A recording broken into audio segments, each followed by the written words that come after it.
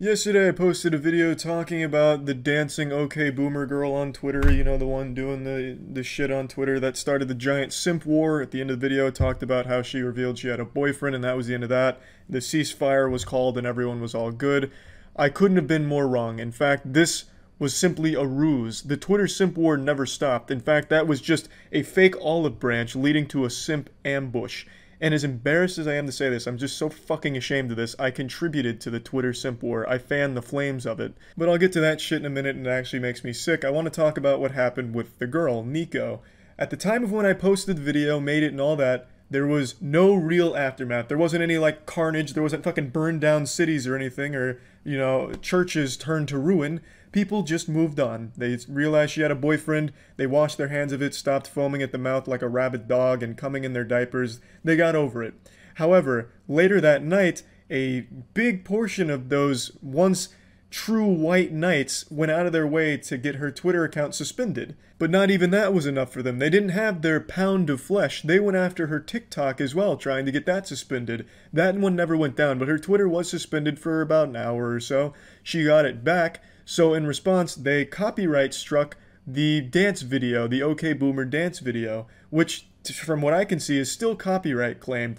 And not by the person who made the song. They have come out publicly saying they didn't issue that. It was that group of people that are upset to find out that they never stood a chance of taking her to prom or anything. So after that, they really dug deep into their asshole to pull out their ultimate weapon, their final Manhattan project, the unfollow button. They mass unfollowed her account and she lost roughly 130,000 followers over the course of 24 hours. That is a fucking speed run right there. That's a speed run world record any percent shit. Fucking O.J. Simpson could go on Twitter right now and post a video admitting to the murders and he would not lose that many followers in a day. That shit was on another level, what happened with Nico here. I've never seen something like that. All because she just told the world she had a boyfriend. She didn't feel she needed to hide it. I feel super bad for Nico here because she rose to stardom overnight just doing something she enjoyed doing, something wholesome, dancing. And then all of a sudden people get mad at her for having a life outside of their fantasy internet girl thing. It's just some sad shit. All around, just some super pathetic shit, honestly, from the Twitter simp wars. Now, what I talked about earlier, where I unfortunately contributed to it, actually makes me fucking sick. So what do I mean by that? I made that video yesterday talking about all of this Twitter simp wars because it was an entertaining topic. I didn't make it to try and lead some type of, you know, holy crusade against the simps or anything like that. It was just to make jokes about it, as I always do with situations like this. Not some type of serious revolution I'm trying to start or some kind of movement. It's just to make some fucking jokes about it. But unfortunately, a lot of euphoric, enlightened atheist Redditors watched that video and went on this holy crusade to eliminate the simps and, you know, violently harass them, dox them, just some crazy shit. Because for the first time in a long time, I didn't censor the names of someone I showed on Twitter. So when I showed that thread about, you know, the nudes troll thing, people went out of their way to attack those people and anyone they felt was an actual simp.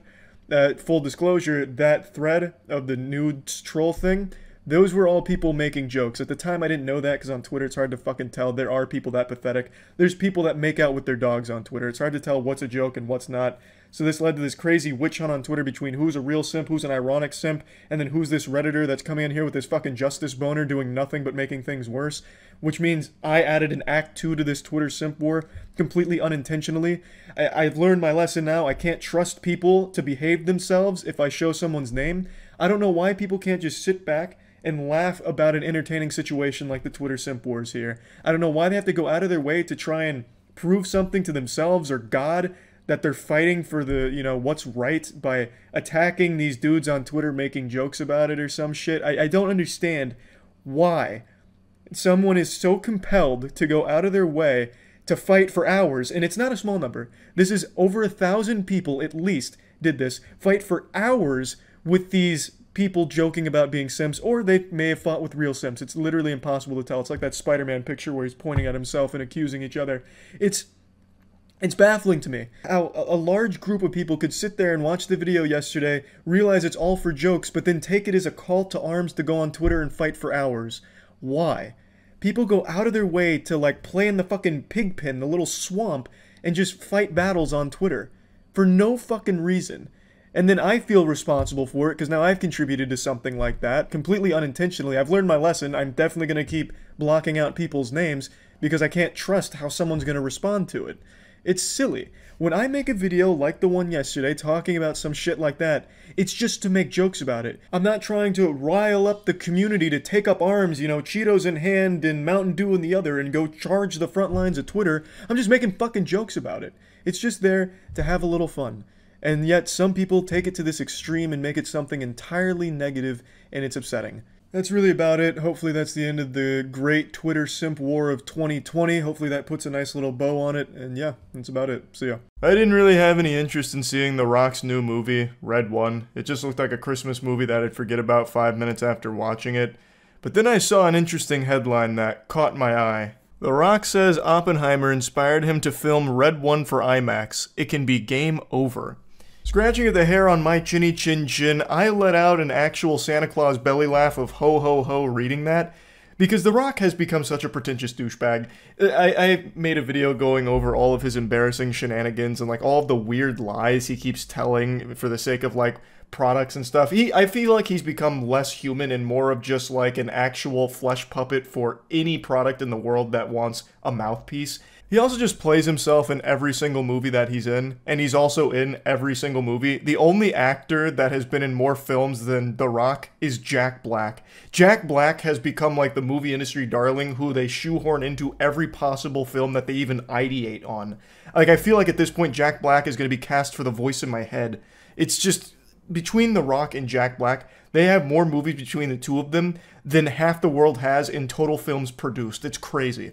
But I'm getting sidetracked. Point is, this headline had me so curious how The Rock with a straight face could compare Red One, a Christmas movie about him and Chris Evans punching snowmen, saving Christmas, to Oppenheimer. I feel like these two films couldn't possibly be more opposite. And now the movie has come out. It's not exactly doing extremely well when it comes to the reception here. It's not, you know, going ballistic in the box office or anything. I just saw the movie, so I want to give you my review and tell you if I found the Oppenheimer influence in there. Spoiler alert, I did not. But before getting into like my thoughts on the movie, I want to go over exactly what he was saying in regards to Red One versus Oppenheimer. So it comes from this little sizzler here, where he did like a minute-long breakdown of why you should be seeing Red One in IMAX. I'd play the video, but it has music in it that I'm pretty sure is DMCA, so I'm just going to read the transcript of it. He said, "With Red One, our intention was to make a movie that you can enjoy on the biggest screen possible. Legitimately, the biggest screens possible, well, they're IMAX. I was midway through shooting Red One. I had an opportunity to go watch Oppenheimer, and I watched it in the IMAX theater where Christopher Nolan watches and screens his movies, him and Emma, his wife. I even asked, let me sit where Chris is sitting. So they said Chris sits here to enjoy the movie. So I sat where Chris sat. I watched Oppenheimer. It was amazing. But I was thinking, holy shit, this thing, Red One on this screen with this technology can be game over. I remember texting Jake, and I sent him a picture first of my bare chest, and then I sent him a picture of the screen. We just had a great conversation afterwards about just how cool it's going to be. It's going to be very cool." Wowee, what a story. A thrilling tale indeed. My heart breaks for whatever employees have to interact with The Rock to fulfill these fucking requests. Like, man, just take a seat. Why do you have to sit in the same throne that Christopher Nolan sits in to watch movies, man? Just sit there and watch a film. It just makes me roll my eyes reading something like that. I needed to sit where Chris and his wife sit, of course. I needed to wiggle my butt cheeks into the same ass creases that Christopher Nolan's cheeks graced. It's imperative to my viewing experience of Oppenheimer. And that's when I had my eureka moment. As I was sitting there watching Oppenheimer, great movie by the way, I couldn't stop thinking about my Christmas film, Red One. When the bomb went off for the first time in Oppenheimer, the bomb in my noodle went off at the same time, and I thought, IMAX, the big screen, watching St. Nicholas, Santa Claus, launch the reindeer on the big screen with me, The Rock, flexing with my polar bear sidekick. That could really be game over. It's just cringe. Bottom line is, it's just embarrassing to read that. And The Rock does this shit all the time. Anyway, though, I just got back from seeing Red 1, so I want to give you my thoughts on it. Because I wasn't going to see it till I read this interview, and I just felt obligated to at least give it a chance if The Rock is loosely comparing it to Oppenheimer when it comes to IMAX experiences. I'll be honest, I went in there expecting this shit to be poop. The reviews were not being kind to it, and again, I wasn't very interested from the trailers. It just felt like a throwaway cash grab. Speaking of cash, this movie had a $250 million budget. Who greenlights this shit? Why? Why? Like, actually, what kind of galaxy gas are you huffing? That's craziness. $250 million for a Christmas movie that really no one has been asking for. It just makes no sense. I feel like there's absolutely some shady dealings going on when it comes to these budgets for something like this in particular, because there's no excuse for it.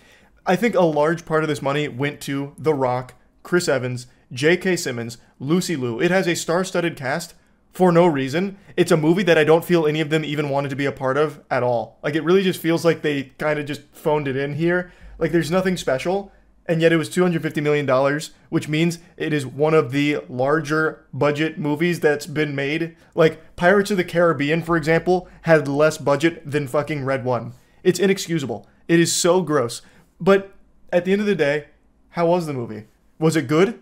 No. Was it bad? No. It was just mid.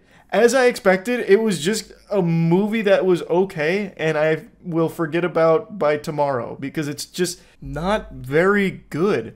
I'll at least say it was interesting. I haven't seen a Christmas movie this unhinged before. Like, I truly don't know who the audience is. I want to get that out of the way up top. I don't know who this movie is made for. It's a PG-13 movie, but it's like a harder PG-13. Like, they use their fuck in it. Yet, it's supposed to be like a family-friendly Christmas film, I think. At least sometimes it's trying to be. But like, I think it's too much for, like, toddlers, because Krampus is in here and he's like a demon guy, so they'd probably be really afraid of him and like all of the demon guys around him. Like, it's a little much for a kid to be sitting through, especially because there is like a lot of strong language like in the film, surprisingly. And yet it's also not good enough to be enticing for an adult audience, because the comedy doesn't work. The comedy is huge misses across the board. The comedy is not hitting. It is shitting big time. And also, the action is super weak.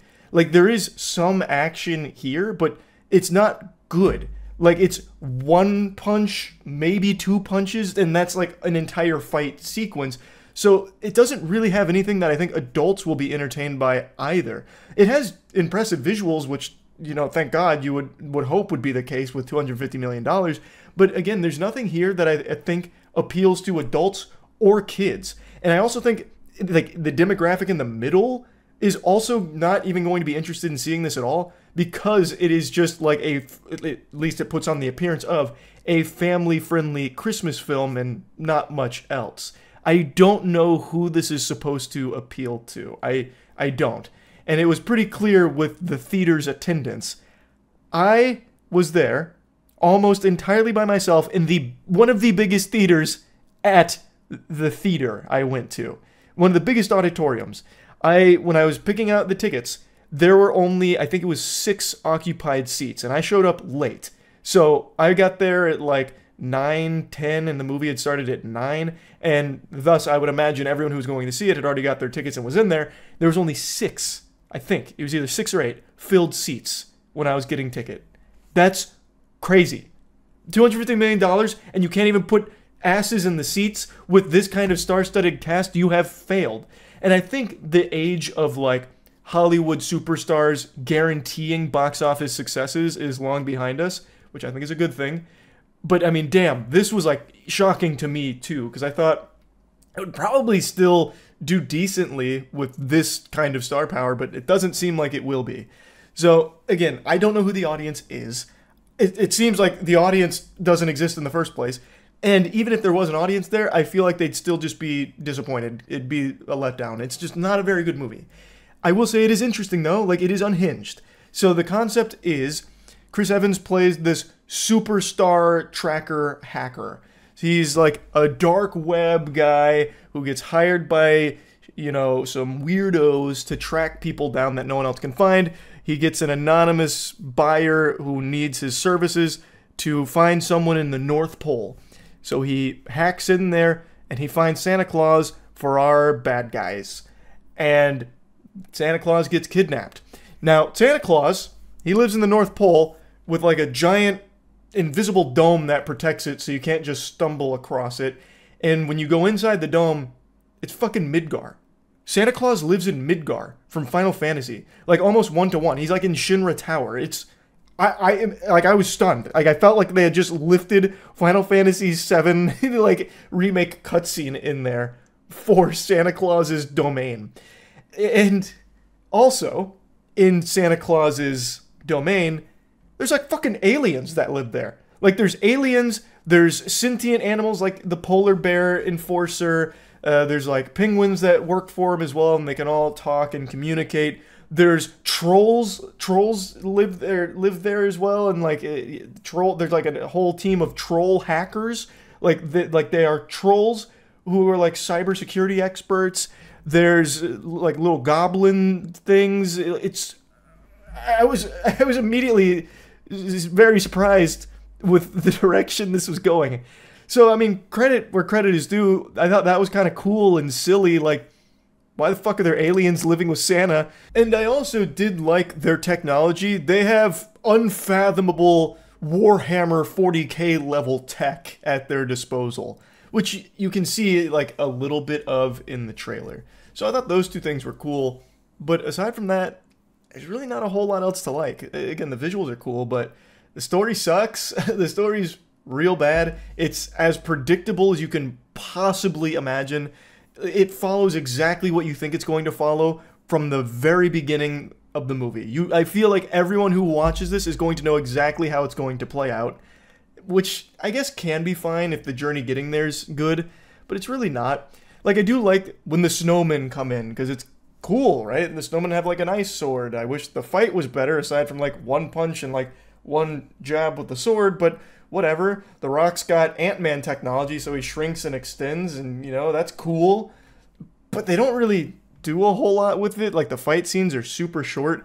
For $250 million, you might as well have just really gone hog wild with the action. Like, that could have helped elevate it, but they didn't really do that. But I do like, I guess, the sense of adventure, because you have the snowman there, and then they visit Krampus, who's doing a slapping competition, which, I mean, that's near and dear to my heart with professional slapping, of course, but that's also highly underutilized. There's only like 2 slaps that get thrown, and that's it. Like, come on. It's just, I feel like everything it wanted to do, it just did extremely lazily. It's all just so flat and soulless. Again, it's not even horrible. It's not even like a terrible movie. It's just such a bland and really misguided one. Definitely not up there with Oppenheimer, I can comfortably say now after having watched it. And yeah, I don't know what the Rock is smoking, to be honest with you. I can't smell what the Rock is cooking anymore, man. It's sad. But yeah, Red One is okay, I guess. It's just mid. I don't know why you'd see it, really. Like, I guess maybe if it was on streaming services and you just wanted some background noise for the holidays that's loosely related to Christmas, I guess that could fill that role. But aside from that, I don't know the point of it. I really don't. That's about it. See ya. I am so thrilled to see Brendan Fraser having such a pop-off right now. He had a 6-minute standing ovation yesterday for his role in The Whale, which is an upcoming movie. And his response to it is just the cutest thing ever. I've already seen this video 3 times. It's like watching puppies, but cuter.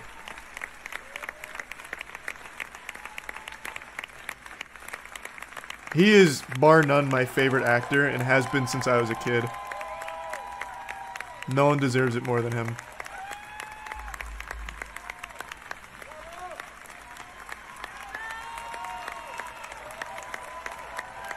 Though I will say 6-minute standing ovation, that probably got really uncomfortable after like minute 1. I love that little kick. It feels like that anime that became a meme where it's just like a guy in the ocean and like a million people clapping for him. but in the real world. So I'm really excited to see The Whale. This is by far his biggest role since coming back. And I have no doubt I'm going to enjoy it because it's Brendan Fraser. He has always been the best part of the movies that he's in. In fact, when I saw this yesterday, I went and dug out my Mummy's Collector's set. I've had this since I was a kid. Well, I guess not really. I had the old VHS tapes, but I got this when I was probably in middle school. It has The Mummy Returns, and The Scorpion King on it. Because my favorite movie is The Mummy, and my second favorite movie is The Mummy Returns. Oh, it's so good. In fact, I don't even have the original Mummy disc in here because it's still in my old DVD player. It's become like a sarcophagus for it. I watched it so many times. Those movies are just genuinely timeless. He just seems like such a wholesome guy. He killed the 90s, man. Every great movie had Brendan Fraser in it. And it's not just The Mummy. He had Blast from the Past, Bedazzled, George of the Jungle, Encino Man. He was just the go-to for good old-fashioned fucking fun. And he went through hell for it. He almost died on the set of The Mummy because there's a scene where he gets hung. Hey, it's Charlie post-stream here. I don't think I did it justice when I explained how he almost died on the set of The Mummy during stream. So I decided to dust off the old Brendan Fraser Bible and get reacclimated to the lore. So what happened is, in the Mummy scene where he's hanging, it was a legitimate stunt, and Brendan Fraser, while performing the stunt, got onto his tippy toes and they like took the tension up, which led to him getting choked and he blacked out. And according to eyewitnesses, he had actually stopped breathing and needed CPR in order to be like resuscitated. So he came pretty close to just straight up dying during that hanging scene.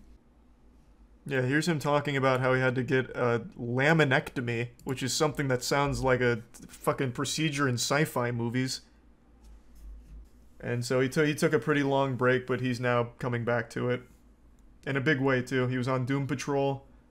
And I know he did great on Doom Patrol. I didn't watch it, though, just because I'm not a real big DC TV show fan. But now he's in The Whale. He was in a Scorsese movie, but I think that actually got canceled. He was in Batgirl, which unfortunately Warner Bros. Pulled.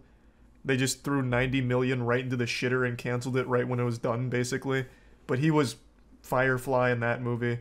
So he's coming back now. And the newest one is The Whale, which he just received that 6-minute standing ovation for. But he's so sweet too, man. Like, the interviews he's done over the last year or so have just been so, great.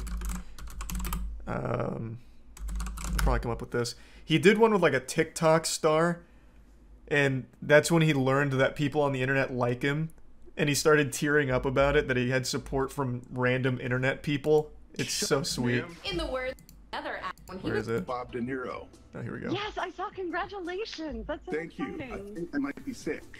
A little anxious. Oh no. I mean, it's gonna be fun. You got this. You've got this. Got it. Just know that the internet is so behind you. We're so supportive. There are so many people out there who love you, and we're rooting for you, and we can't wait to see what you do next. That boy. Shucks, ma'am. He's just so sweet. He's like just a giant fucking teddy bear. I love that guy. Yeah, he just seems like such a sweetheart. The movie he talked to animals was Dudley Do Right. We don't talk about that. We pretend that one didn't happen. I almost got to meet Brendan Fraser. He was in New York doing something, and we actually got invited out to, like, spend a day with Brendan Fraser. Kind of like something you would win at, like, an old Scholastic book fair if you got the golden ticket. And we were like, bet, we're in. We'll drive to New York tonight. And then as we were making our plans to, like, actually go out there and take them up on that, Brendan had something come up. Or he decided he didn't want fucking 4 lunatics who were willing to drop everything to come up to New York, 18-hour drive, just to spend a few hours with him. Either one could have been true, honestly. But I have no doubt it would have been a great day. His character in The Whale is named Charlie. I know, I saw that. That's so poetic, honestly. That's so cute.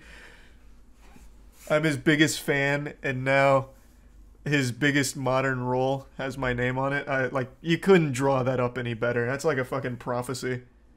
Doom Patrol is the only thing from Brendan Fraser I haven't seen, though. I have seen every single one of his movies. Doom Patrol is a show. And it's the only thing from Brendan that I haven't actually seen. Oh, I love Encino Man. I still think about Encino Man from time to time. Fucking Pauly Shore saying wheezing the juice, and then Brendan Fraser saying wheezing the juice for some reason pops into my head sometimes when I'm like eating ice cream. For no fucking reason. Like, I've seen all of his movies so many times. What do you think of the movie Airheads? I actually think that movie's amazing.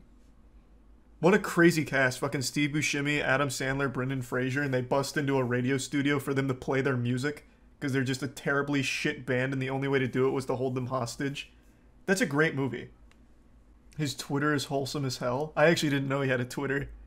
I'm gonna go out on a limb and say it's not him on Twitter. Just a hunch. It seems like he's just now getting into, like, social media and, like, interviews and stuff. I don't think he would have taken the plunge into the fucking cesspool of Twitter yet. That's probably like a PR team.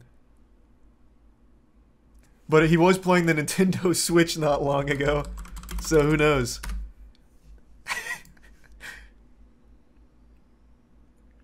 Just another beautifully wholesome Brendan Fraser clip, honestly. I think this was before another Zoom interview.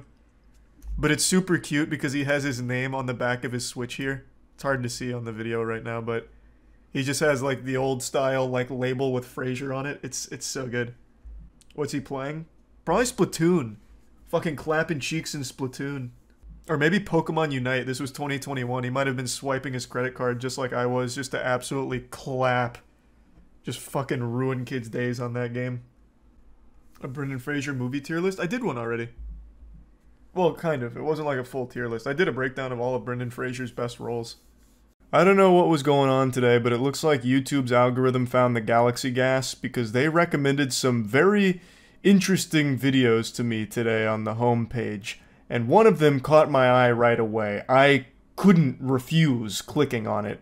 It was called Bigfoot Farted in My Living Room. The video is 2 years old with 2.9 thousand views. I don't even know how YouTube found this in the archives to push it to me. But God bless them for it, because I truly believe that content like this is what YouTube is all about. This is the soul of the platform. Just a man and his camera telling a good old story about Bigfoot spreading his cheeks and laying a fucking stinky one in the living room.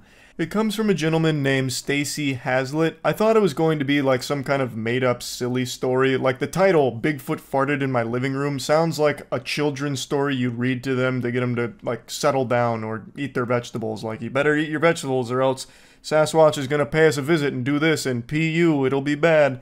But it's a real story with his account of not only Bigfoot, but the entire Foot clan that he is affiliated with, as well as a bit on Dogman. It's such a captivating story, and YouTube had a hard read on me today, knowing that I would be gripped by it.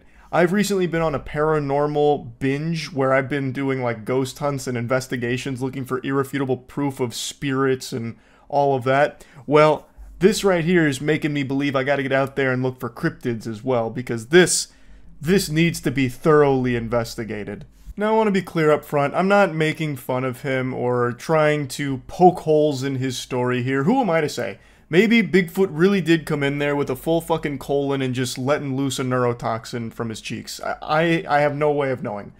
Now, I'm not personally a believer in Bigfoot or Dogman. I would love if they were real.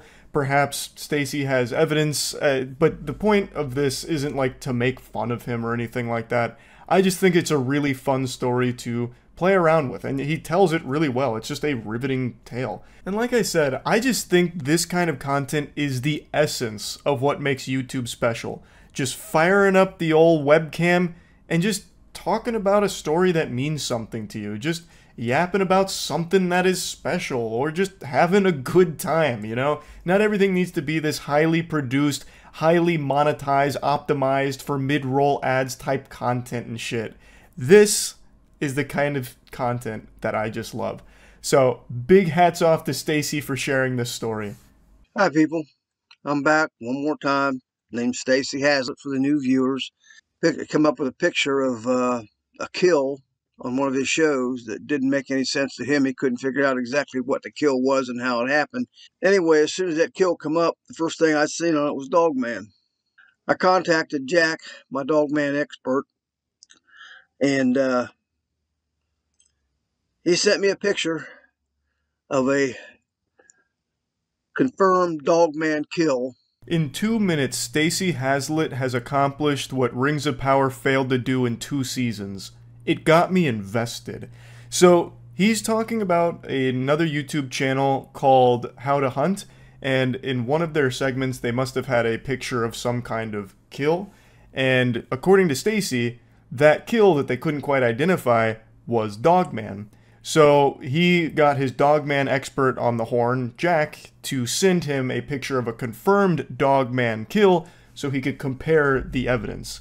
This is kind of like Rick from Pawn Stars, where he's got like an expert for everything, it seems. So Jack is his Dogman guy, and he pulls up the picture of the confirmed Dogman kill. I'm going to show it to you if I can find it on my phone. I'm pretty sure. Yeah, I've lost it. Let me go. Okay, here it is. He then brings up a picture of the confirmed Dogman execution. I don't think I can show you that picture, not because it's necessarily all that gory, but more so fear of the deep state and what they might do if the truth gets out. Steve done a thing. He showed a video on there one time of what somebody took like a night vision picture of Dogman attacking soldiers and killing a bunch of soldiers. And then the next thing you know, the same video, they're watching this. Here come the Bigfoot, and they killed all the Dogmen. And you can see this in the video. Stacey warns that Dogmen are particularly violent, and then talks about the time that Dogmen killed some soldiers and then the Bigfoot team came through and wiped out the Dogmen. So there must be some kind of like power struggle between Dogmen and Bigfoot. I don't know the exact relationship between these two clans. I don't really know the dynamic, but it sounds like some kind of plot line out of Warhammer 40k with like the fucking Imperium versus the Tyrannid. This seems like a war that we wouldn't want to get mixed up in. Getting sandwiched in the middle there would probably be certain death. I say treat it like Godzilla. Let them fight. And it does make me curious. What side are the Chupacabra on? A few years back, I made a banger tweet that said, "The Chupacabra is real, it just fucked my grandpa." And while that may not have been a real story or anything, that was just a throwaway shitpost, it does make me wonder now. Has a Chupacabra ever fucked someone? And that tweet been a bit insensitive. Food for thought.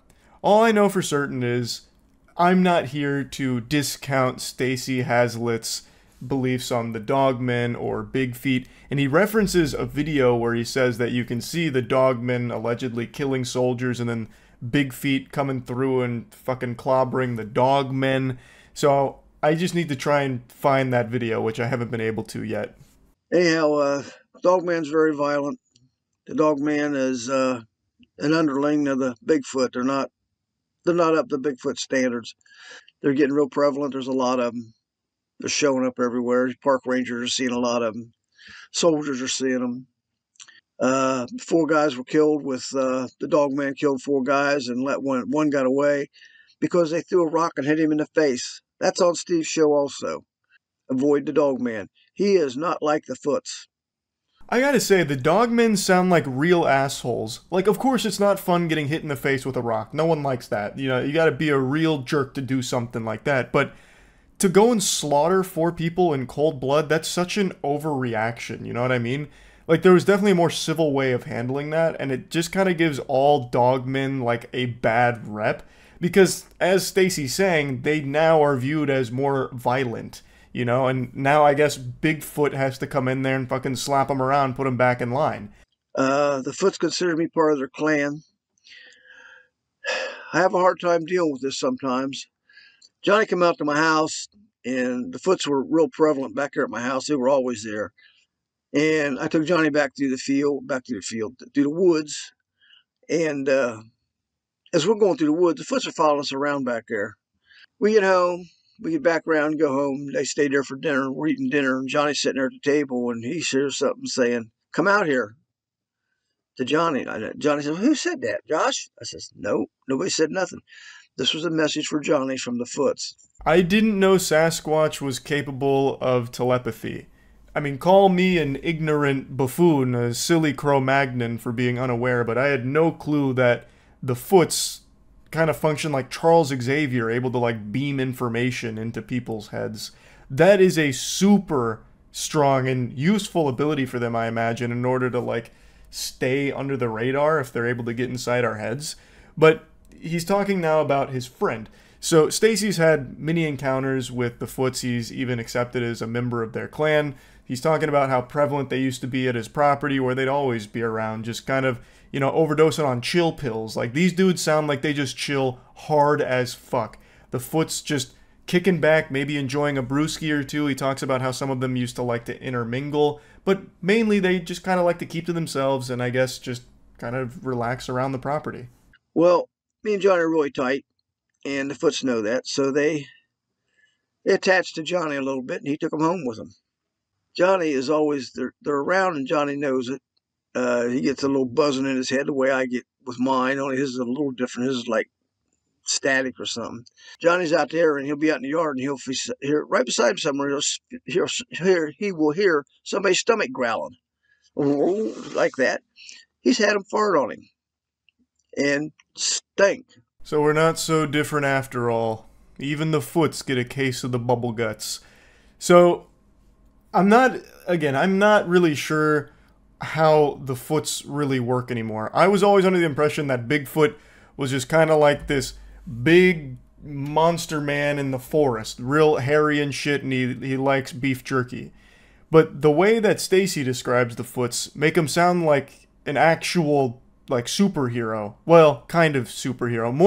More in line with like a DC Comics character. So, well, actually, not even. More like some kind of spiritual being, because he talks about how it attaches to Johnny. Like, all the Foots attached to Johnny. I don't know if he meant, like, physically, like they fucking lock arms with him and, like, go home with him, or more in, like, a metaphysical sense, where, like, their energy is now attached to Johnny. I guess I just don't really know for sure. The only thing I can be certain of here is that them bitches are farting, because apparently he's had that happen multiple times. He's told me that before. They have farted right out there on end. Okay, well that's cute, but he's had that happen. Well, guess what? I think it was Saturday. Yeah, this Saturday. Sharon and Donna and Josh were in the living room. All of a sudden, something farted right in the living room. Wasn't none of them. And they're looking all at each other and what the hell? And it stunk. It stunk. Bigfoot farted in my living room. Now don't panic. According to the comments, he answered a question and stated that the smell did not linger. So they didn't need to evacuate or anything. The misery was ephemeral. The fart came and it went. And the Foots, I bet, were having a big giggle about it, having a hearty belly laugh after farting in Stacy's living room. I think that's pretty impolite, especially given the history that Stacy has with the clan, but maybe again I'm just not familiar with the customs of the Foots. So overall, I think it's just a really interesting story, and I just went on a really refreshing ride watching this video. So I wanted to share it with all of you and just kind of talk about it a little bit. I will probably get even deeper into cryptids than I already am. Most of you know I love cryptids. I've never gone on like a real cryptid hunt outside of like one time, and we didn't even stay the entire night because of coyotes, but I would love to do more investigating on cryptids since I'm already taking the plunge into the paranormal as is. I think it's just a pretty natural progression of that. So I'll probably start doing that, and this was kind of the catalyst to jumpstart that passion. So big thanks to Stacy for sharing the story. Go check out his channel, and wishing him the best. That's really about it. So yeah. If I asked you to give me your ID to watch this video, provide some form of identification, what would you tell me? I hope your answer would be a resounding no, telling me to go eat dirt. Because that's not just like some kind of innocent, annoying question. That's legitimately just an assault on your freedom. It's an extremely scary and concerning direction the online space is heading. No longer is this just the wacky, wild west of the World Wide Web, where Timmy Turner once surfed on an email in Fairly Odd Parents. Now, it is actively being censored, We're seeing that happen a lot. Censorship is spiraling, especially in video games, with Collective Shout getting Steam and itch.io, two separate platforms, to remove hundreds and hundreds of games that they deemed highly harmful and, you know, deplorable. So they had the Visa and MasterCard come forward, threaten to pull out of them and bully them into submission. They got them in the fucking headlock. So then they just went belly up and played ball, removing all of these titles, which, by the way, was not just freaky gooner games. In itch.io's case, people have learned over the last few days, tons and tons of games have been de-indexed that didn't have any porn in them at all. So it wasn't just like rape and incest weirdo games. It was any game, or mini games included, that are just darker themes, that have more like adult themes in them with no like sexual content. It's absurd, and it's something everyone could have seen coming. Anyone with a functioning frontal lobe could tell you that censorship is not something to be celebrated. When you try and target low-hanging fruit, something easy like gross, you know, disgusting porn games that are all about like incest and shit, you'll get a lot of clapping seals like, yippee, you saved us. But what they don't realize is that it doesn't stop there. That is just the beginning. That just opens the door, so that way they can censor even more. It is absurd and out of control, but I'm going off on a tangent. The point is, the internet is under attack in a large way, across the board, not just in gaming. I'm sure all of you have seen what's happening in the UK right now with their Online Safety Act, where now to access a myriad of content, you need to provide your identification. That's not acceptable. Just like we were all taught growing up, never take candy from a stranger, don't talk to strangers, say no to that kind of shit, you should also be taught to say no to this too. You should not be providing your ID willy-nilly online. That is not something that should just be you know, loosey-goosey, no care in the world. Oh, here's all my personal identification. Here, yeah, take it. That way I can access fucking Wikipedia. By the way, Wikipedia is actually affected by this. Now, in some cases, it's not providing an ID, it's instead providing your face. It will scan your face, so you're giving them your biometric data in that case. Again, big time no-no. I shouldn't be the one to come in here and teach you why privacy is important, but I hope somebody has. This is not a good thing. So in some of these processes, it's not always required to give your full ID and your like fucking, you know, credit card statements or anything. Instead, some may ask to like scan your face and everything. Also still frowned upon. You still shouldn't do that either. This bill was paraded around like it was some righteous, you know, legislation that was aimed at protecting kids from accessing harmful content online, specifically porn.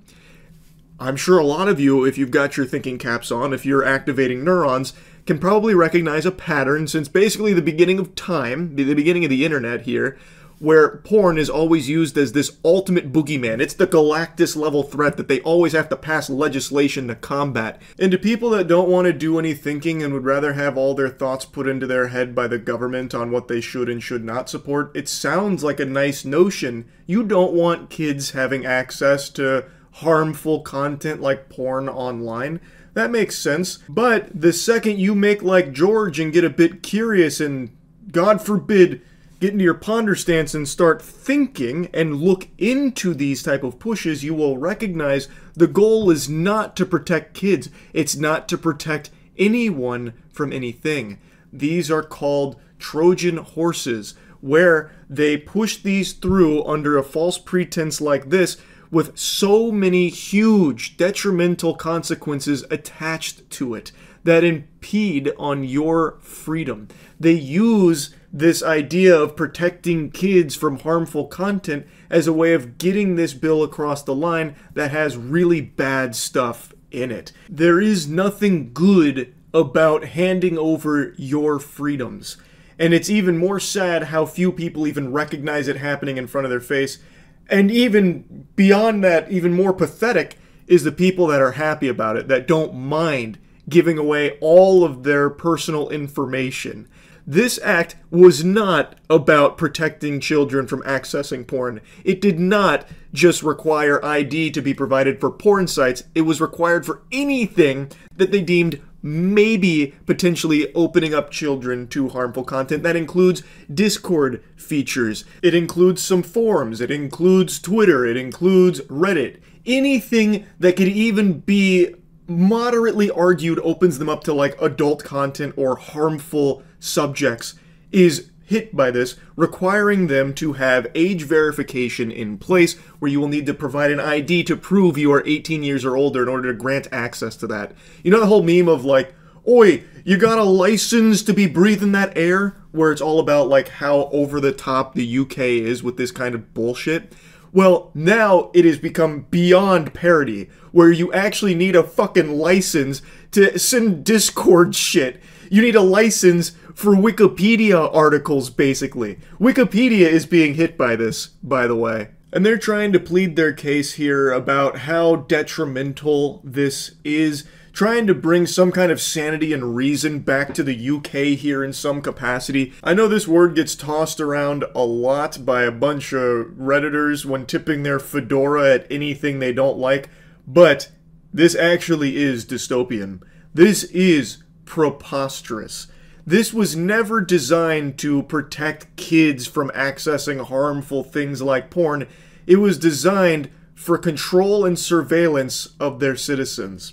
And it's being proposed in the US as well. If you thought this was an exclusive thought process just for the UK, you're very wrong. America would love to get their fingers in our buttholes as well, and we now have the Kids Online Safety Act that has been reintroduced in late May that aims to do something very similar here.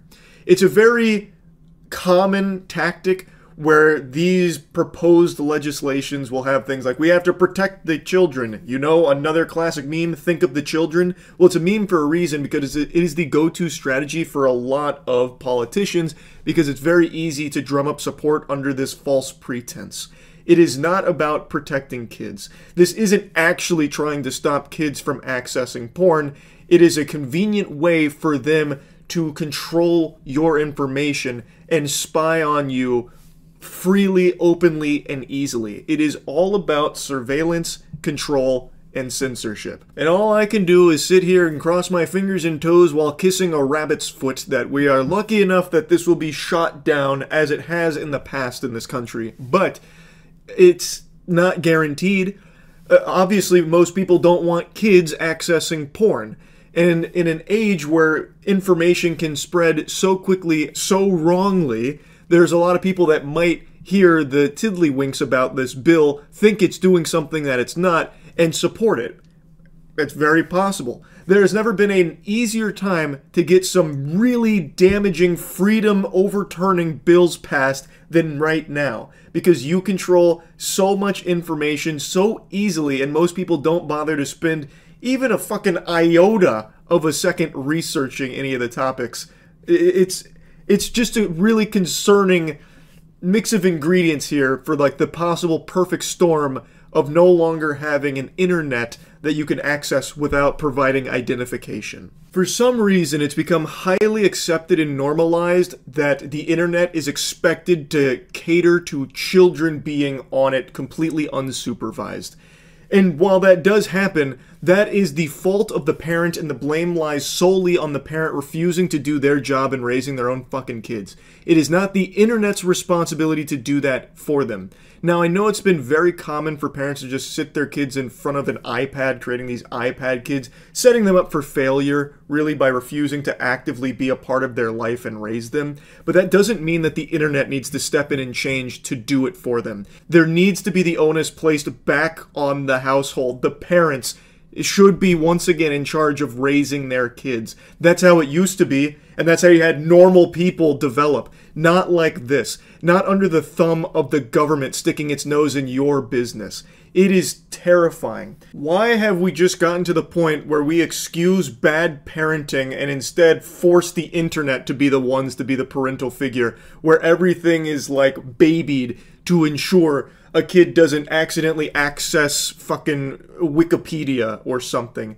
It's completely preposterous. And on top of that, it's downright dangerous for everybody. You shouldn't be providing your identification and all of this data like this. It's just not good. And I really hope we don't see it come to America. I wanted to put all of this on your plate here, put it on your radar, because this is not something good. Don't let the propaganda fool you. It is not aiming to actually protect anybody or anything. It is solely for control and surveillance, trying to get more data from you to monitor your activities and ensure you are the drone they want you to be. This is not a good thing. So yeah, I just wanted to talk about that a little bit. That's it. See ya. Twitch chat is a place that has a horrible reputation online. People talk about Twitch chat like it's a place where common sense and rational thinking go to die. And I just want to set the record straight right now that that's not entirely wrong. I am sometimes just blown away by the incomprehensible nonsense that I'll read from Twitch chat, and it makes me question how we even got to this point in humanity. Like, I am shocked that some of the chatters can even get to their keyboard with the amount of drool that must be leaving their mouth, trapped in like a perpetual haze of stupidity. But it's not all of them, damn it. And I want to highlight a hero from Twitch chat. This guy is like the superstar anime protagonist of Twitch chat in my eyes. His name is Ricky, and he's a viewer of mine who is a big fan of the slap fighting content that I used to cover very often. He was such a big fan of slap fighting and fell in love with it as a sport that he decided to reach out and actually try to compete in the professional slap fighting circuit. He was doing it not only for himself, but for the hopes and dreams of everyone in chat. So he goes by the name Bayou Bastard in Slap Fight Championship, and I've watched him every step of the way. Like, I feel like a proud parent to a certain extent, watching him go from such humble beginnings where it was kind of like silly and most people counted him out because he doesn't have any like actual combat sporting background or anything like that. But to go from that to where he is today is incredible. With a record of 7 wins and 4 losses and over 80 rounds at the barrel, this Terrytown, Louisiana native has gone from being a penalty-prone amateur superfan to being one of the top-ranked pound-for-pound slappers in the United States. Also one of the most popular slappers on the planet, Ricky is loved by many, and his fans around the world will be on the edge of their seats tonight, hoping to see the Bayou Bastard as the new slap fight champion. I'll just go ahead and fill you in. He just competed for the middleweight championship belt. He is considered one of the best slappers in America right now. Ricky, the Bayou Bastard, started from the bottom. Now he's here. So I want to show you his middleweight championship belt match against Monkey Wrench, which helped the Tennessee native make an undefeated run to become the undisputed middleweight champion. So that's Monkey Wrench, the raid boss that Ricky would have to overcome in order to be crowned the middleweight champion. So let's dive in. Let's see how the boy wonder did. All right, here we are back at the barrel. The Bayou Bastard's wasting no time. He's going to have the first slap. 1, 2, 3. Oh, and a slap to the eyebrow by the Bayou Bastard. The eyebrow slap is a new technique for me. I do think that's probably going to be, we're probably not going to call that, but it is a completely wasted turn. I'm sure I'm already too late to get ahead of this. I'm sure there's already 1,000 comments pointing it out. But yes, the guy on the far right over there definitely does look like me. His name is The Cannon. He's a professional slapper. Apparently, he also wears white t-shirts around the gym. So, you know, maybe he's got some of my DNA, or maybe I've got some of his DNA. You know, what really came first, the chicken or the egg? There must be like some Charlie genetic code out there, and we're sharing it together here. Though I do think he got the better end of the genetic bargain because he's built taller than me, stronger than me, with a fuller beard than me. But yeah, he definitely looks like he could be my long-lost brother. I'm going to need to have a very serious conversation with my mother about this mystery. But round 1, you can see, wasn't exactly the strongest start for Ricky here. He had a bit of a glancing, wet fart of a blow right to the eyebrow of Monkey Wrench, which isn't really going to do much damage. At Slap Fight Championship when you don't make weight. 1, 2, 3. Oh, a big slap from Monkey Wrench. And Ricky just kind of smiles at him and says, good job. That was a pretty good shot right there from Monkey Wrench, but you're going up against Ricky. Pain only makes him stronger. He smiles at that shit. Legitimately psychopath energy right there. That's scary. That's gonna put some fear in Monkey Wrench there. Put the fear of God in him, and that God's name is the Bayou Bastard. I tell you, Ricky is one tough son of a bitch. He's made out of 50% steel, 20% oats, 15% whole wheat, and 15% American-made cast iron. I want to tell you a true story about Ricky, and this is going to sound fake, especially on the back of what I just said there, but this is legitimately a true story. About a year ago, Ricky was booked for a slap fighting match, and at the train station, he got into an argument with a gentleman, and things escalated into a bit of a scuffle. And during the scuffle, the guy stabbed Ricky above his eye. Literally stabbed him above his eye. And Ricky still got on the train and then had his slap match later that day. Dude gets stabbed at a train station and then says, well, shucks, I'm gonna be late. And then still goes to the fucking slap fighting match. I can't remember if that match was posted on their YouTube channel or not. Their YouTube channel is Slap Fight Championship. I can't remember if it was posted on there or if it was only pay-per-view. It's been a while now, but regardless, it's still fucking wild. That shows just how tough Ricky is and also how passionate he is about slap fighting. I just double checked. Yeah, it is on their channel. It's Baby Ray vs. Bayou Bastard, and you can see the fresh wounds still on his face here. And he just didn't give a shit. He's like, nah, I got a match I gotta compete in, so I'm not worried about the stab wound too much. We'll just clean it up, dress it a little bit, and I'll be alright. And there looks like there will be no break for Ricky. Ricky's ready to push the pace. Round 2. Oh, a nice shot from Ricky. Wow. Okay, Ricky's back at the barrel, big smile on his face. The only thing that makes Ricky smile bigger than pain is inflicting pain on somebody else. Man is out here cheesing like he's taking a yearbook photo here. So Ricky lands a wallop.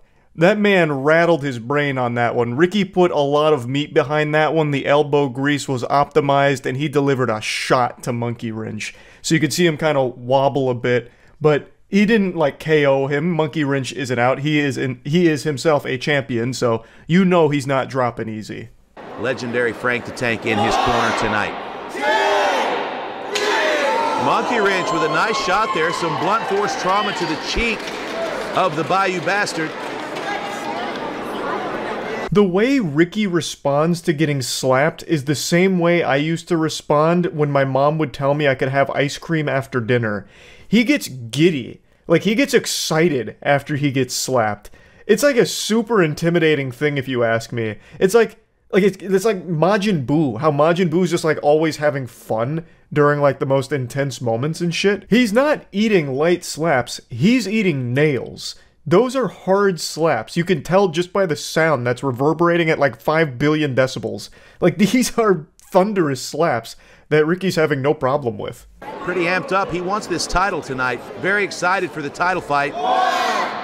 Round 3. Oh, a big shot from Ricky. Monkey Wrench stays on his feet, but he felt that. Not only did he feel that, his whole family felt that. Ricky is throwing frying pans. Ricky's hands are coming in like a fucking train, barreling towards the cheek of Monkey Wrench right now, and there's no brakes on it. He is delivering some high-quality damage here with his slaps. He has mastered the open palm technique here, and these are textbook slaps. He's not clubbing, he's not stepping, he's not having any penalties, no violations. Ricky is throwing textbook picture-perfect slaps. But at this point in his career, he's got it honed in. Here we go, round 3. Good shot from Monkey Wrench. We're gonna move into round 4. Monkey Wrench steps back to the barrel. Ricky checks his placement. Here's your windup, round 4. Another good shot by Ricky. Ricky turns getting slapped into just like a part of his routine, like a warm-up. He doesn't take breaks. He gets slapped and then immediately gets right back and ready to deliver one of his own. It's like a fucking Tony Hawk combo, like from getting slapped into delivering a slap, and he keeps the combo going. So this one was definitely the weaker of his slaps so far. It didn't have the same intensity behind it. I think he was a little too focused on targeting. He had to make sure that he calibrated the internal slapping computer of his brain properly. So he was just making sure that he still had his hand on the button there. So he didn't put a ton of power behind it, I don't think. He just kind of threw that out there just as like a little heat check, making sure the accuracy is still pinpoint, like a sharpshooter.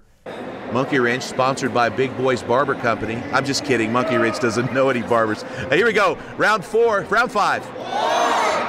3. Good shot. Not a lot of power in that, but it was a good fundamental slap. For those that don't remember, the commentator and also owner of Slap Fight Championship, his name's JT. Dude lets some wild lines rip, and I always appreciate it. So, making a little joke about Monkey Wrench here, and I don't know if Monkey Wrench hurt him or not, but he did not deliver a very strong slap into that round. That was unfortunate for him, because he's really going to need to swing the momentum here in order to win. All right, few people in the audience reminding Kyron that he's horrible with the ring cards. Here we go. Round 5.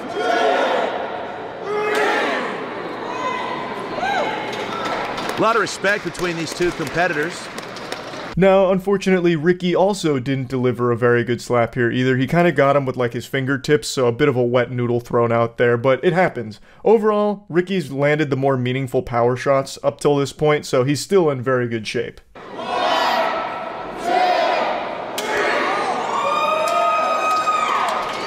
And these guys have dialed back their power in favor of winning the striking match. Here we go, round 6.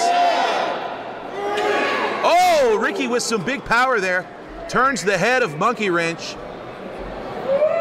I bet if we had an infrared camera right here, we would be able to see that Monkey Wrench has hit the exact same spot on Ricky's face every single round within millimeters of itself. Every single one of his slaps is hitting the exact same fucking mark. It's like a scene in every archery movie ever when they're showcasing a talented archer, where they shoot an arrow at a target, get the bullseye, and then shoot another arrow which splits the previous arrow in half and hits the exact same bullseye mark. That is what Monkey Wrench is doing with his shots. They're not packing the most power, but like a war of attrition, he's kind of wearing down Ricky's cheek here, like peeling the flesh off, like the exact same spot he is hitting every time. And then Ricky unfortunately missed his mark dreadfully. He got under the chin of Monkey Wrench there, which you can't do. You gotta stay, you know, in the cheek region. You can't be flirting around with the chin here. Which of course he wasn't planning to do. He wasn't going for like a karate chop or anything. It's just he missed. And that was a fantastic slap by Monkey Wrench. Best slap of the match so far. Ricky with a new tattoo representing his MMA team on his right hand. And another good shot from Ricky. Now shit's starting to pop off a little bit. Monkey Wrench is not only still scarily accurate with his slaps, but now he's really starting to put a lot of mustard on that hot dog. He's filling it up with condiments, and somehow Ricky's still eating it. He's still saying yum yum yum. Even though that was a booming shot from Monkey Wrench onto the cheek of Ricky. Ricky also not slouching either. He's not, you know, phoning it in. He's not getting lazy. He delivered a powerful shot of his own, but Monkey Wrench is kind of bitten down now, so he's not exactly getting, you know, caught off guard anymore. He's not exactly getting dazed or stunned from his slaps. Not illegal, but they're getting to the point of getting close. Oh! And a great slap from Monkey Wrench. He's starting to pull it in now. We're in round 8 of a 10-round scheduled fight. And it couldn't get any closer. Ricky with another solid shot. Monkey Wrench is starting to have some signs of wear on his face. Another strong round from both athletes here. I'd say Ricky squeaked out a bit of an edge because you could see Monkey Wrench get kind of blown away by that one a little bit. And as JT mentioned, there is a lot of wear on Monkey Wrench's face. He's got Ricky's entire fucking handprint popping up on his cheek now, like he just got it tattooed there. Okay, a little bit of a flinch by Ricky, but I don't know if they'll call that. I don't think it made a difference in the power of the slap. Check his placement, round 9. And another good slap. You can see just a little bit of blood. Monkey Wrench says that was high. We're going to check the replay here. Okay, we're taking a look at it. It's not a penalty. The heel of the hand did not extend deep enough for that to be a club. It was a little bit high, but it wasn't deep enough to do damage on the level of a club. So it looks like some conversations are happening here. Ricky's still feasting on slaps while also still sending a few of his slaps of his own back to the kitchen for the chef here. And this was a bit of a spicy meatball, so Monkey Wrench believed that it should be a penalty, thinking that I was either a bit high or a club. So after going to the replay, the judges concluded that it was a little high, but not too high. Like, it wasn't, you know, an illegal height away from where a slap should be. And he also didn't hit him with the heel of his hand here, which would make it a club, which is illegal. You can't fucking palm strike someone like you're playing the monk class in an MMO. You have to, like, actually slap. So it was deemed a clean hit, and it was a very strong hit. Round 9. Oh, a good shot from Monkey Wrench. And we have a fantastic, mighty battle going on here. Oh, a big shot from Ricky. And Monkey Wrench's quaff goes flying. This is the last slap of the match. Monkey Wrench has an opportunity here. Oh no! And we've got a club, and you can see it immediately on the face of Monkey Wrench. He knows exactly what happened. He's going to admit to that. This one's about as close as it gets, because no knockdowns, no knockouts, only a couple of slaps that kind of looked like they dazed or stunned Monkey Wrench, but other than that, nothing that really squeaks out a huge edge for either competitor here. It really does come down to the wire. At the very end, Monkey Wrench did get a clubbing warning for the final slap being a club, but otherwise, super clean, super fucking tight. This is a nail biter. So, let's see if Ricky did enough in order to win. In my opinion, I think Ricky takes it just because he did land more power shots, but Monkey Wrench did have a huge momentum swing where he was the one landing most of the power shots. I just don't think they did as much damage as Ricky's did. And your winner, by split judges' decision, and new Oh my gosh! The Bayou Bastard doesn't even realize it yet. He is the new Slap Fight Championship middleweight champion. Holy smokes. A quick show of sportsmanship here, but I can see on the face of Monkey Wrench, he is furious with himself. Stand right here. Wow. You have become the super competitor. You are now the middleweight champion. What do you got to say? This show, I love everything about it. Thank y'all so much. I love to be here. Give it up for your winner and new middleweight champion, the Bayou Bastard. He fucking did it. Ricky the Bayou Bastard did it. From Twitch chat to the big stage of Slap Fight Championship glory. The dub, the big W, the middleweight champion. Fucking proud of the boy. Super happy to have seen him win this one. He has come a long way, not only in slapping. I don't want to get like too personal with a lore dump on Ricky, but JT does keep me updated on pretty much everyone in the circuit, which I really appreciate, because they all seem like great guys. Ricky did a lot more than just train slap fighting over the last couple of years. Prior to joining the slap fighting league, he was going through a lot of personal struggles and a lot of things that he was battling with, and throughout the course of his training, he's not only lost a ton of weight, but a lot of other really big life changes for the better have happened for Ricky, as I'm told. So just the whole thing is just such a heartwarming story about driving for a goal and not giving up along the way. It's just really cool to see Ricky the Bayou Bastard go from Twitch chat to accomplishing something that he really wanted to do and set out to do a couple years back and fully fucking committed to. Just really happy to see it, and I just wanted to kind of share this story with all of you because I think it's great. So yeah, that's really about it. So yeah. Jimmy Kimmel's audience is asking him to apologize for Knocked Loose because it scared them. That's amazing. Wait, really? Hold on, I gotta see that for myself. I knew Knocked Loose was going on Kimmel, which I thought was a weird fit in the first place.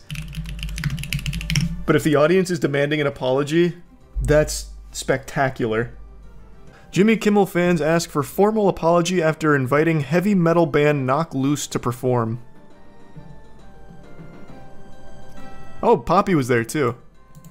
Jimmy Kimmel invited Knocked Loose and Poppy onto stage for his live show. They're known for their scream-like vocals and grungy guitar riffs. Best-known song, Counting Worms, gained nearly 40 million streams on Spotify despite only containing one actual verse of lyrics. Knocked Loose is fun. I like Knocked Loose. Good lord, this website's not even loading because of all the ads it's trying to fucking shove down my throat. His normal viewers and often top commenters on Facebook were quick to diss the choice. One wrote, "You know, I was trying to enjoy the program. Well, that's your first problem. You were trying to enjoy a program. Why would you turn on Jimmy Kimmel for that? You were already doomed from the start. I was sitting on the couch with my son, who was an adolescent." I don't know why he's screaming that. "Waiting to see the musical guest because we like nice music the show usually books. By the third or fourth junt from the guitars, my son was in tears." What kind of fucking word is that? Junt? Like gent? We bringing gent back? Man's out here just dropping new nomenclature here like a gadoosh. I like it. He doesn't like scary things, and quite frankly, I think the Kimmel Show and its staff should make a formal apology.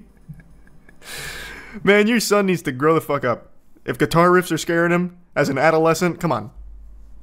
You're setting that kid up for failure. Man's gonna cry anytime there's a beautiful sunset. Oh wow, wait, they kind of went hard for this performance. They gave him pyrotechnics? Shooting flames? It's like the intro to Triple X here with Rammstein. And they're complaining about this? It's probably the most excitement Jimmy Kimmel viewers have ever seen. If I have to read the lyrics, I'll just read them and not listen to someone yell them. Huh? What the fuck? That wasn't singing. Anyone can yell lyrics and get paid. This what not enjoyable. And you can't understand more than 5% of the lyrics. Moshing doesn't not equal dancing. Who wrote this? Go back to 3rd grade. They were moshing in the pit too at Kimmel. I gotta see this performance actually. Be the first time I look at a Kimmel segment in years. Oh my, okay, I gotta show you a still from this. Look at this shit. Moshing at the Jimmy Kimmel Show? Why I never... What? Wow. Imagine being so joyless that you just can't appreciate the fun. Even if you don't like the music. Like, if this was country, I don't like country music very much, I'd still be like, ah, they're having a good time. I don't need an apology from Jimmy Kimmel. At least it's not James Corden. Oh, James Corden would never. James Corden himself would probably go into cardiac arrest if Knocked Loose hit a single chug on the guitar.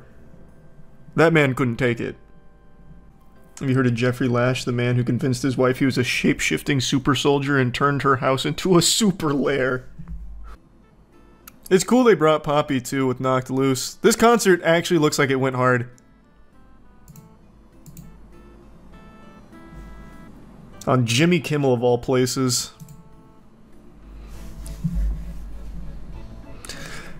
How do I sing along with this? Lol, sounds just like a screaming frenzy to me. Actually starting to hurt my ears. People who listen to this have no room to complain about crying babies or screaming 2-year-olds taking a tantrum. Haha, unreal.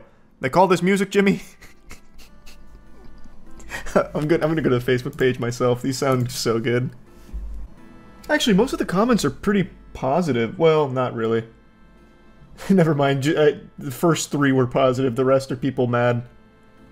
Pretty cool. I will say, I think it'd be amazing if Jimmy Kimmel actually did come out, like, tears in his eyes, issuing an apology for scaring his viewers by putting Knocked Loose and Poppy on. That would be truly fantastic. You see that? Did you hear about the California man who tried to smuggle 71 pounds of meth using a cow onesie? Yeah, I read them earlier today, actually. It was pretty cool. He's arrested at the Los Angeles International Airport after he allegedly tried to check 2 suitcases filled with clothing soaked in methamphetamine, including a cow pajama onesie. Prosecutors have indicted Raj Matharu with 1 count of possession with intent to distribute methamphetamine. I can't believe they caught him. He's free right now on a $10,000 bond, so sleep in fear. Any onesie could be compromised. You hear about the cemetery charging mourners for VIP passes when they want to visit their dead relatives. What? Who owns that cemetery? Nintendo? Yeah, cemetery charges mourners for VIP pass to visit dead relatives to help keep gravesites safe from undesirables. Wow. Wow. The Garden of Remembrance located in the town of Stoke-on-Trent. That's the name of a town, Stoke-on-Trent? That sounds like an insult. That sounds like something you would say to someone during an argument. Fuck you. Well, Stoke-on-Trent, John. It says those who don't purchase a pass will only be able to enter the cemetery during office hours. From January 2025, the site will be protected by electric gates. The gates at the front of the site will open and close automatically at set times. Fuck me, it's like breaking into Area 51 just to visit a dead relative. The entrance to the cemetery... I keep saying cemetery.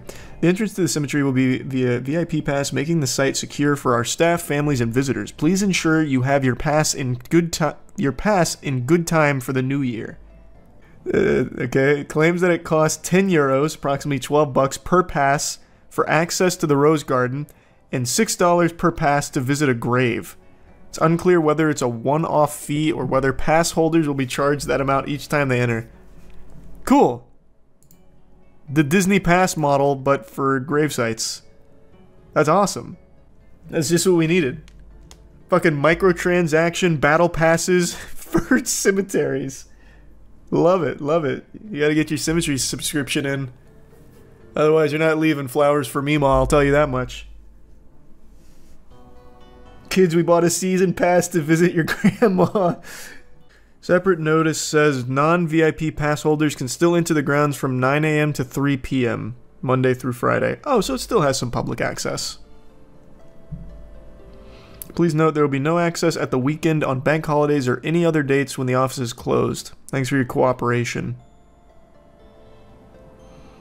Now I need to pay a membership fee to visit my dad's grave, Jode Bourne, whose father, Mark Bourne, is buried in the grounds, wrote on Facebook. This is an absolute disgrace. Shame on you, Garden of Remembrance. This gravesite is absolutely beautiful. What? Look at this. That's a premium pass holder right there. Sounds like EA's behind it. Wait for the holiday season pass. It's gonna be big. That's true. Surge pricing model. Is that even legal? I guess they own the land.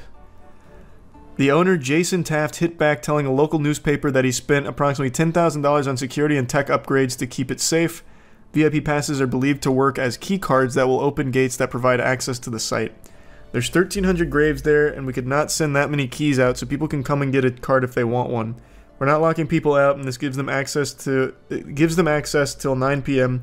when we would normally be closed. People can know it's safe when they're visiting, and they'll be safe from undesirables breaking in now. The key cards are not coming into force until January 1st because people wouldn't be happy if we did it before Christmas. They're not going to be happy in general, man. He handed out 90 free passes to the most vulnerable members of the community who have relatives buried there. What a hero.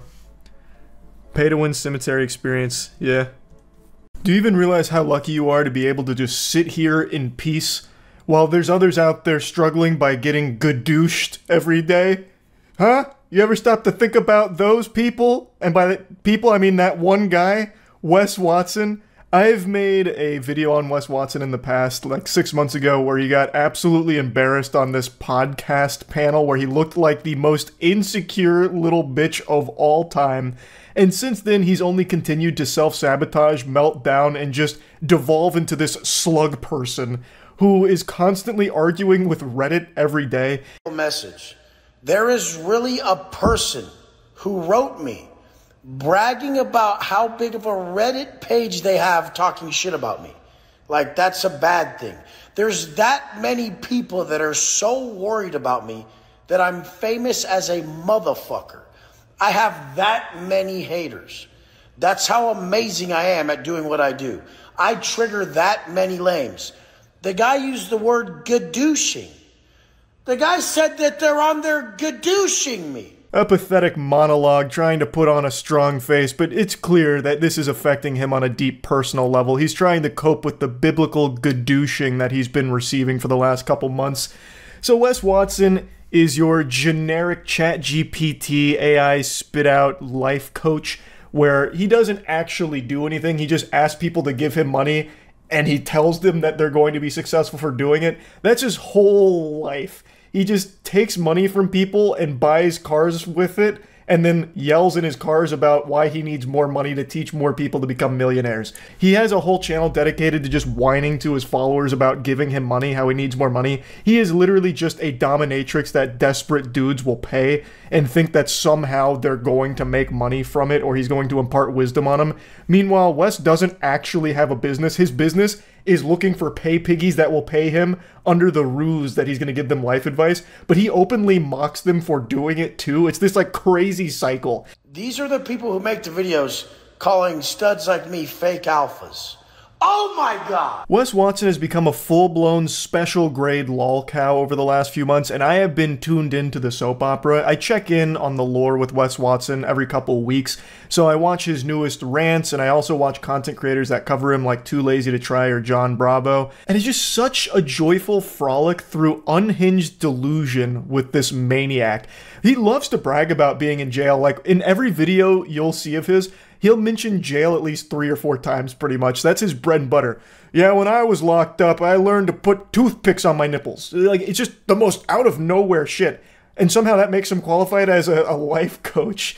And one thing he's always really proud of when he mentions jail is like how flexible his anus is. So he's constantly talking about like hooping his paperwork and sticking things in his butt and like showing his butt to other people in jail. Like he even said that people wouldn't even recognize him by his face sometimes. They recognized him by his brown balloon knot, by his fucking asshole. Like it's so fascinating. It's so interesting. You know they love to see them buttholes. They want you to wink at them the whole nine. So I gotta show them. They want to see. They only know you by your butthole in there. They see my face and they're like, oh, who are you again? And then I just bend over. I show them the.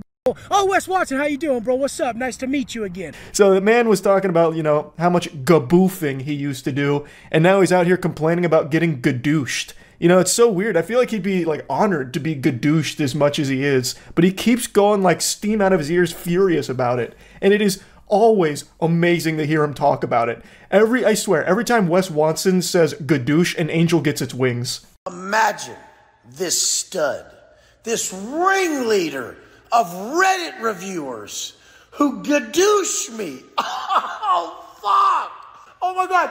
No, bro.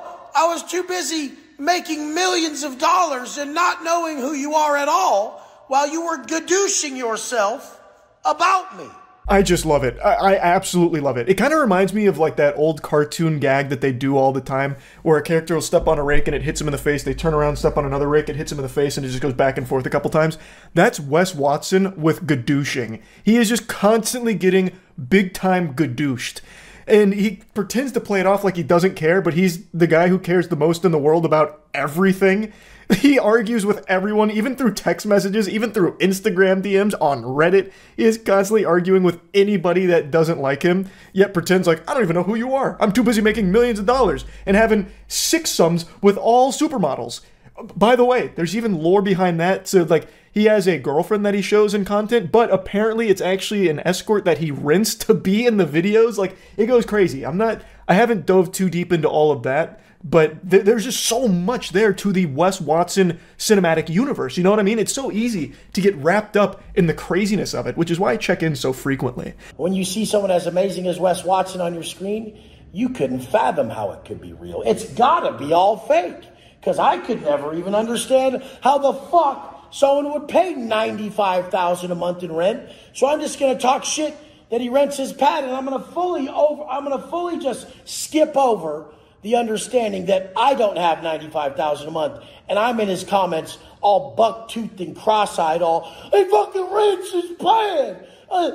But he leaves out the whole point that he rents it for $95,000 a month and writes that $95,000 a month off to where it's a massive tool for building his business, an expense that brings in profit. So when he's not yelling about Reddit gadooshing and yelling to his followers about how they're pathetic brokies who can't afford $3,000 for a life-changing course that he offers, he's sometimes giving this kind of speech, and this is like the standard playbook for life coaches, the no-nonsense, tough guy, tough love approach.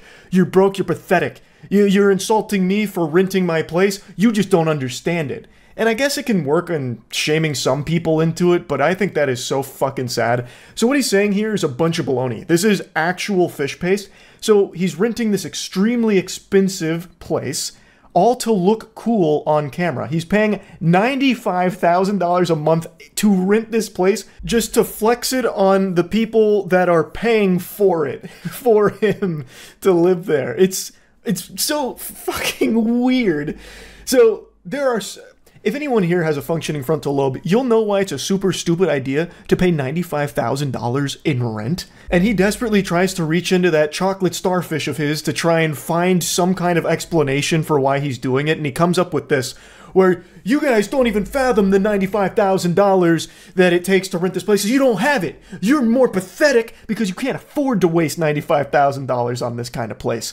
Meanwhile, even if everyone in the world had that kind of disposable income, most people are sane enough to not do this because you are pissing it away. You're not even building equity. You have nothing to show for it. You are flushing it down the shitter, Wes. And he's trying to say like, no, it's good for the business. It's good for the business. It's going to turn profit. No, it's not. It's not doing that. I guess you can almost make an argument for Wes specifically because his followers see flashy thing and it's like caveman brain, like neuron activate. Wes have flashy thing. I want flashy thing. He say I only need to spend $3,000 to maybe get it. Okay. Like I guess it can kind of work in his line there, but it's the stupidest shit ever. Paying $95,000 to rent a mansion just to look cool on camera is so pitiful. Like, it's actually sickening. And I'll go ahead and show you another quick Wes Watson montage clip here where he's just melting down at his followers for being too broke and they shouldn't be complaining about how expensive his courses are. The fact that there's so many fucking grown men and women who don't have 20 fucking grand. Oh my God, that would be lame. Holy shit. Do you know most people I know got millions? Like, and we're not special. Like, we're at the bottom. Like, having some M's is whatever. And you motherfuckers don't have 20 grand and say it's expensive. And the program doesn't even start at, it starts at 3 grand. You guys. 3 grand? He's basically giving it away for free. Wow, Wes. 3 grand to just get berated in like daily uploads from Wes, freaking out about nothing because he is perpetually livid. This man only has one emotion, and it's anger. That's it. I don't think I've ever seen him calm at all. Even when he's living like his super successful, happy life, he's mad about it. He's mad at somebody. He's arguing with some ghost. It's so weird. But man, it is captivating, which is why I tune in every couple of weeks. I have only made one video on Wes, but I've talked about him on stream a few times, just, you know, going through the exposition and the new stuff in the Wes Watson lore. And I just had to talk about it today because I caught up today and I could not stop giggling at this new arc we find ourselves in the Wes Watson anime, the Gadooshing arc. This is probably my favorite so far. The Gadooshing is actual top tier content. So just wanted to talk about it a bit. That's it. So yeah. Whoa, what's poppin', everybody? You tuning in to Lit TV, where we only talk about things that are real lit. So it's the Drama Patrol segment where we dive into important drama shit. So welcome to the Drama Shit Show Investigation Unit Squad. It's a working title. So today, some real big shit was going down. Well, I guess it's not today. It's like 3 days old now. But Remy Ma released a diss track about Nicki Minaj. Whoa, can you believe it? I know, right? It's a real clash of the titans in the music industry now. Diss track was mad savage, shit was brutal. BuzzFeed even went as far as to call it, whoa boy. That's when you know that it's real litty titty and that BuzzFeed's journalists are just 12-year-olds. And then Nicki Minaj fired back a little bit, I think, and did like 20 minutes of research. But yeah, so I went on Nicki Minaj's Instagram to learn a little bit more about how angry she is at Remy for this, and I saw this picture, and this really captured my attention. It's not part of the drama at all, but she looks like a fucking Mortal Kombat character. Looks like a rejected outfit design for the Red Power Ranger. She just looks silly. What the fuck is that mask? Looks like the power level scanner from Dragon Ball Z. She's about to attend Comic-Con in this picture, fucking cosplaying. This is like some high-level female armor you'd find in a Japanese MMO. Apparently she was dressed this way for some type of shoot for a music video, I don't know, I guess I just don't understand modern fashion. But anyway, everyone's waiting on bated breath for Nicki Minaj to release a diss track about Remy. Man, it's gonna be straight fire. And when she does, we'll be the first to report it a couple days later on Drama Patrol Shit Show Extraordinaire Investigation Team A Squad. Thanks for tuning in.